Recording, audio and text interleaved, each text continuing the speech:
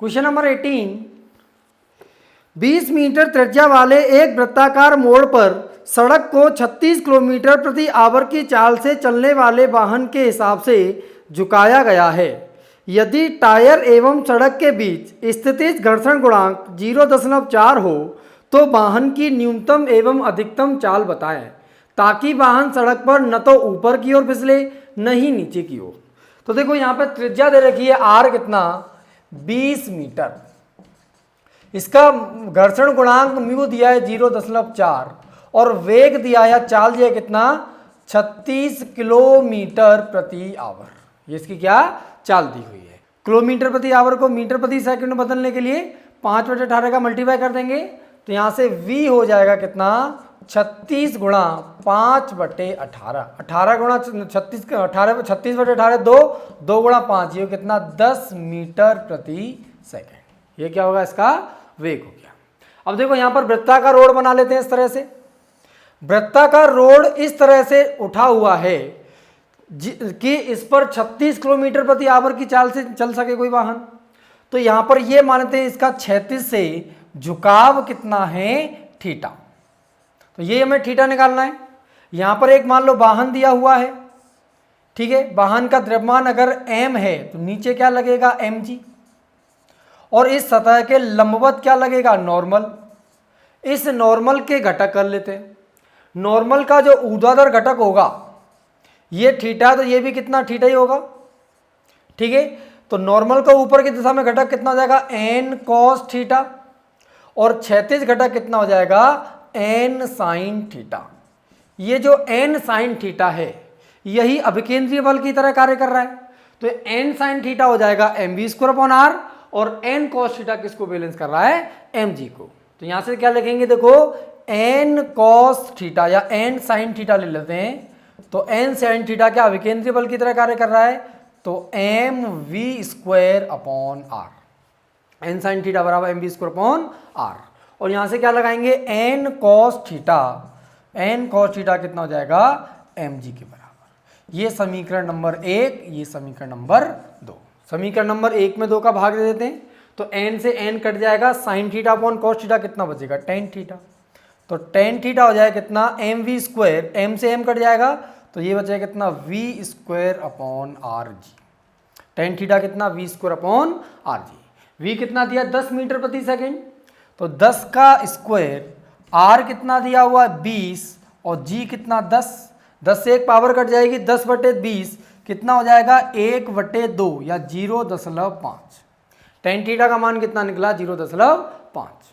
तो देखो अब ये थीटा कोण पर थीटा कितना tan थीटा कितना 0.5, इतने कोण पर अगर ये सड़क है तो और इसका घर्षण गुणांक 0.4 है, तो इस आनत कोण वाले सड़क पर कितनी अधिकतम चाल से और कितनी न्यूनतम चाल से कोई वाहन चल सकता है, ये चीज हमें निकालनी है। तो ये निकालने के लिए केवल हम सड़क का डायग्राम बना लेते हैं। यहाँ पर इस तरह से मान लेते 36 से ये सड़क क्या थीटा कोण पर झुकी हुई है।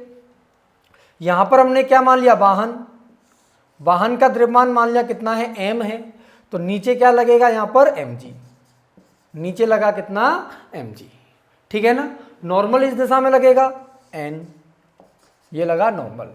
तो mg अगर इधर देखेंगे तो mg ये थीटा तो ये भी थीटा, mg का इधर घटक कितना हो जाएगा mg cos थीटा और mg का इधर घटक कितना हो जाएगा mg sin theta, mg sin theta.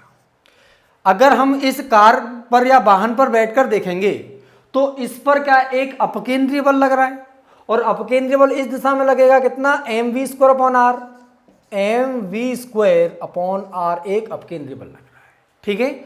तो इस अपकेंद्रीय बल के भी घटक कर लेते हैं। तो देखो यहां पर घटक हो जाएंगे कितना mv²/r का इस दिशा में अगर घटक करें तो ये थीटा, इसको छोड़ के ये भी कोण कितना थीटा होगा, तो ये कितना mv²/r cos थीटा और इस दिशा में घटक कितना हो जाएगा mv²/r sin थीटा। ये क्या mv²/r के घटक हो गए, तो इन दोनों के तो हमने घटक कर लिए, तो इन दोनों को तो हम हटा देते हैं। बाकी अगर समीकरण देखेंगे तो उसमें एक घर्षण बल लगाना और रह गया है। तो देखो ये कार या तो नीचे खिसक सकती है रोड से या इधर जा सकती है। तो अगर ये नीचे जा रही तो घर्षण ऊपर लगेगा, और ऊपर की तरफ जा रही कार तो क्या घर्षण नीचे लगने लग जाएगा। तो घर्षण क्या सेल्फ एडजस्टिंग फोर्स है, वो कहीं पर भी लग सकता है। तो एक बार घर्षण बल को हम क्या करते हैं, ऊपर लगा लेते हैं।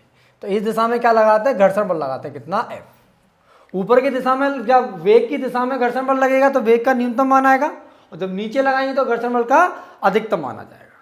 ठीक है ना। तो यहाँ से घर्षण बल के प्रश्नों को हल करने के लिए सबसे पहले क्या नॉर्मल रिएक्शन निकालेंगे।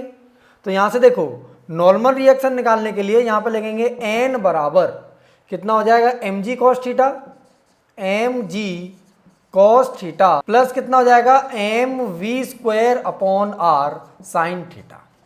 ये नॉर्मल हो गया। अब घर्षण अधिकतम निकाल लेते हैं, फ्रिक्शन मैक्सिमम। घर्षण अधिकतम में कितना लगेगा, म्यू n। तो ये हो जाएगा कितना, mu M G cos theta plus mu M V square upon R sine theta. ये क्या लग गया, फ्रिक्शन मैक्सिमम, अधिकतम घर्षण बल लगा। अब देखो ऊपर की दिशा में क्या लग रहा है, घर्षण plus M V square upon R cos theta, और ये किसको बैलेंस करेगा, एम जी साइन थीटा की, क्योंकि ये चीज क्या है, ना तो ऊपर जा रही ना नीचे जा रही है। ठीक है ना।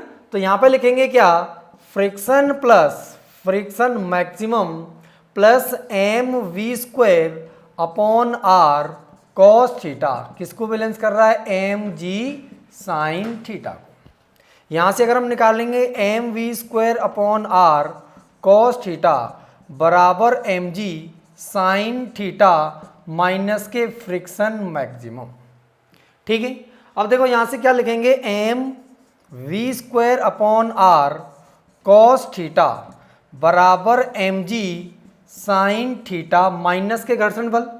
और देखो घर्षण बल का वैल्यू कितनी है, mu M G cos theta, तो माइनस के mu M G cos theta और माइनस के mu M V square upon R sine theta.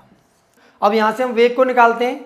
अगर m को ध्यान से देखें, m ये m और m कट जाएंगे, क्योंकि यहां से m को कॉमन ले लेंगे और ये m से यहां पर कट जाएगा। तो v square upon R cos theta, क्या लिखेंगे आगे, v square upon R cos theta, v square upon R cos theta equal to, ये कितना हो जाएगा, g sine theta, g sine theta minus के mu G cos theta, minus के mu G cos theta और माइनस के mu V square upon R sine theta. यहां पर वी स्क्वायर, ये भी वी स्क्वायर को इधर ले जाते हैं क्योंकि हम कॉमन ले पाए। तो ये कितना है, V square upon R cos theta plus mu V square upon R sine theta बराबर, इन दोनों से देखेंगे तो जी को कॉमन ले लें तो क्या बचेगा, साइन थीटा माइनस के म्यू कॉस थीटा। ठीक है। अब देखो यहां से वी स्क्वायर अपॉन आर को अगर कॉमन ले लिया, वी स्क्वायर अपॉन आर, तो क्या बचा, cos theta plus mu sine theta equal to G sine theta minus के म्यू कॉस थीटा। ठीक है। अगर यहां से वी स्क्वायर निकालेंगे तो वी स्क्वायर अपॉन आर का मान आ जाएगा जी साइन थीटा माइनस के mu cos theta upon cos theta plus mu sine theta.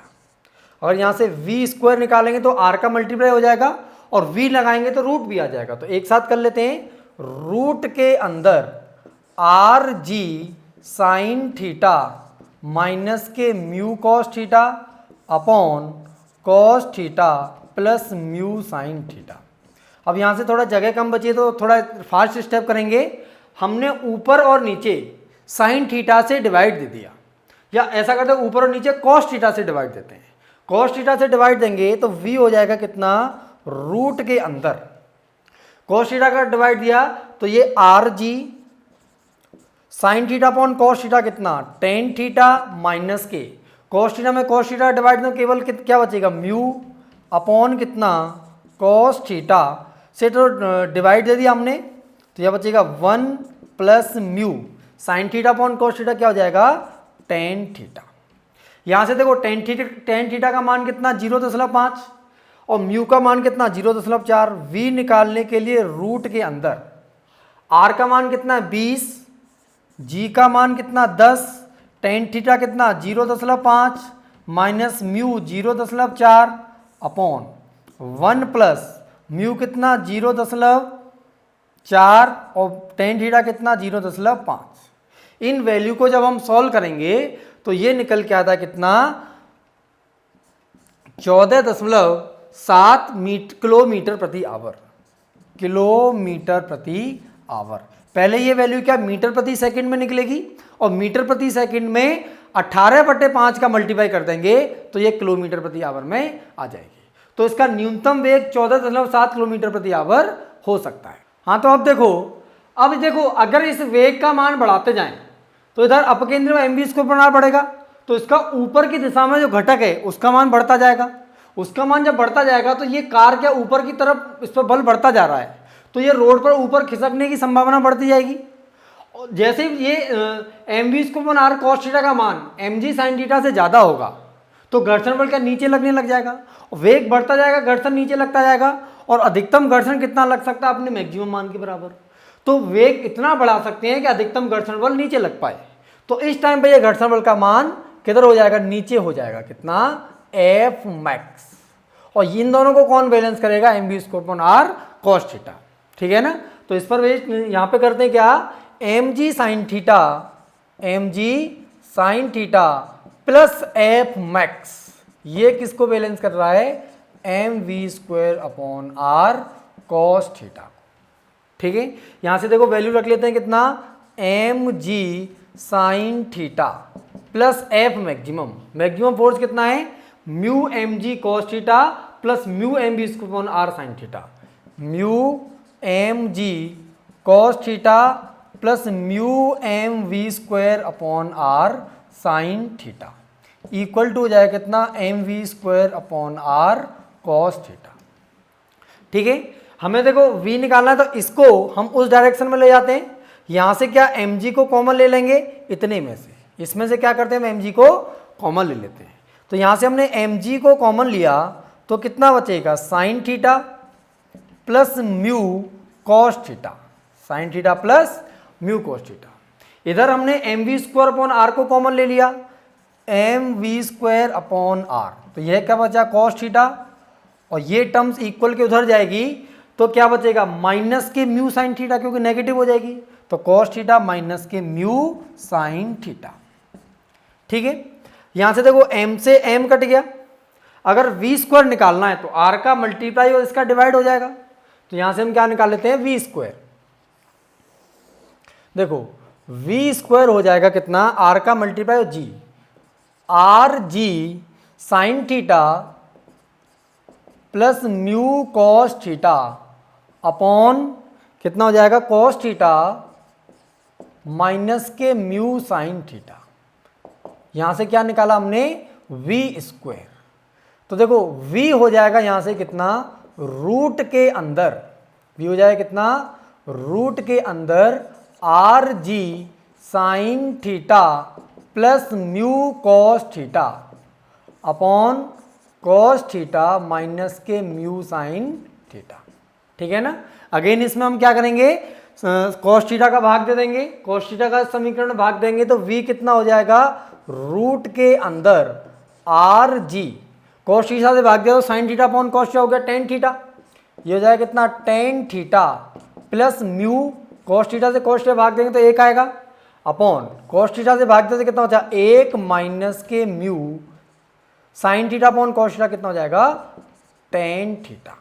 यहां से v का मान निकालेंगे तो रूट के अंदर r का मान कितना, 20, g का मान 10, टेन थीटा का मान 0.5 और म्यू का मान 0.4 और 1 माइनस म्यू का मान कितना, 0.4 और टेन थीटा का मान 0.5। इसको हम सॉल्व कर लेते हैं। ठीक है। तो देखो ये हो जाएगा v इक्वल टू रूट के अंदर, ये हो जाएगा 200 गुणा 5 प्लस 0.9 अपॉन 5 चौक 20, तो 20 में 0.2 आएगा ये, और 1 माइनस 0.2 आएगा कितना, 0.8। तो 9/8 हो जाएगा। इसको अगर हम सॉल्व करें तो v कितना हो जाएगा, ये होगा 200 इंटू 9/8। 2 से काट देंगे तो यहाँ 100 बचेगा, यहाँ कितना बचेगा 4। तो 100 का स्क्वायर रूट कितना होता है 10, 9 का स्क्वायर रूट कितना 3 और 4 का स्क्वायर रूट कितना 2। तो 30/2 ये हो जाएगा कितना 15 मीटर प्रति सेकेंड। इसको हम किलोमीटर प्रति आवर में बदल लेते हैं तो कितना हो जाएगा 15 गुणा 18/5, 5 से गुणा है तो 3 और 18 गुणा 3 54 किलोमीटर पर आवर। ये क्या हो जाएगा हमारे प्रश्न का आंसर हो जाएगा। तो पहले हमारा आंसर कितना निकल के आया था 14.7 किलोमीटर प्रति आवर। तो उसका वेग का न्यूनतम मान हो सकता है कितना 14.7 किलोमीटर प्रति आवर, जब अधिकतम बल क्या ऊपर की दिशा में लग रहा था घर्षण बल, और जब अधिकतम घर्षण बल नीचे लगेगा तो अधिकतम कितना वेग हो सकता है 54 किलोमीटर प्रति आवर। तो ये वाहन 14.7 किलोमीटर प्रति आवर से लेके 54 किलोमीटर प्रति आवर के बीच में किसी भी वेग से चल सकता है।